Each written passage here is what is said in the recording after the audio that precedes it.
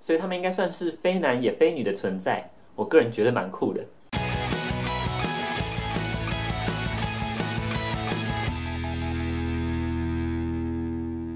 Hello， 大家好，我是米克瑞，欢迎来到同志道合。今天要来谈一谈关于性别的观念，因为呢，之前有人在底下留言要我谈一谈娘娘腔与跨性别之间的差别，因此在这边我要先厘清一下自我的性别认定以及社会印象的性别。自我认定的性别是指自己给自己的性别定位，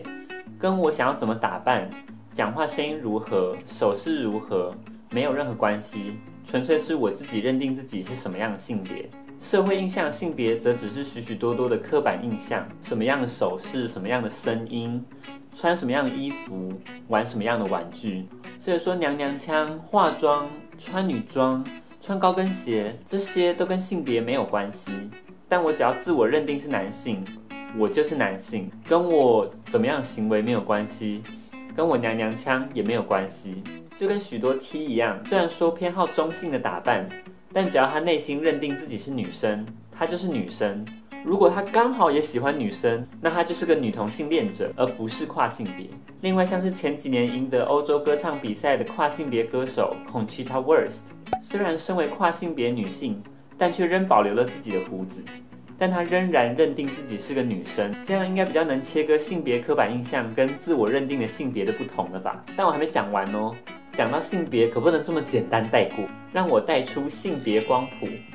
一边是所谓的顺性别，也就是所谓的 cisgender， 意思是你自己的生理性别跟你自我认定的性别是相同的。那当然光谱的另外一边就是跨性别了，也就是 transgender， 定义就是自己认定的性别跟生理的性别是相反的。这边应该不难懂吧，都是非男即女的概念。那接下来就要讲讲比较特别的中间这一块嘞，这一块比较特别，也是我今天比较想要讲的重点，因为台湾比较少人在提到这块。第三种性别是性别流动，也就是 gender fluid，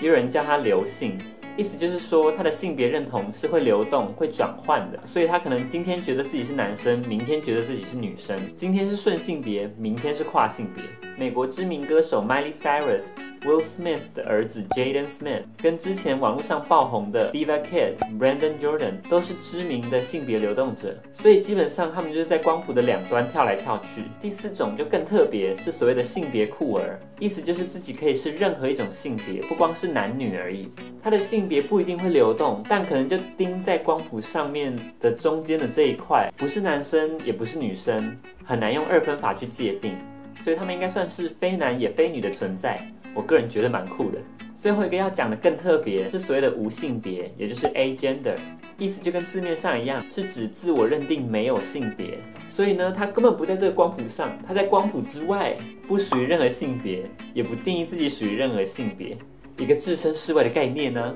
讲到这边，是否对性别有更多的认识跟了解呢？其实除了男生跟女生之外，还有很多其他的性别种类。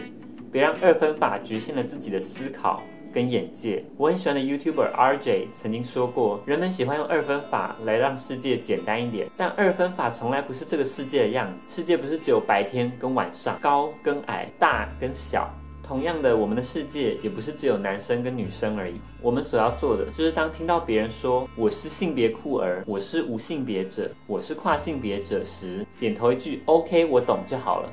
最后，我想跟所有在为了自己性别认同与这个世界奋斗的朋友们加油！我们会学碰到有人说我们是变态，是神经病，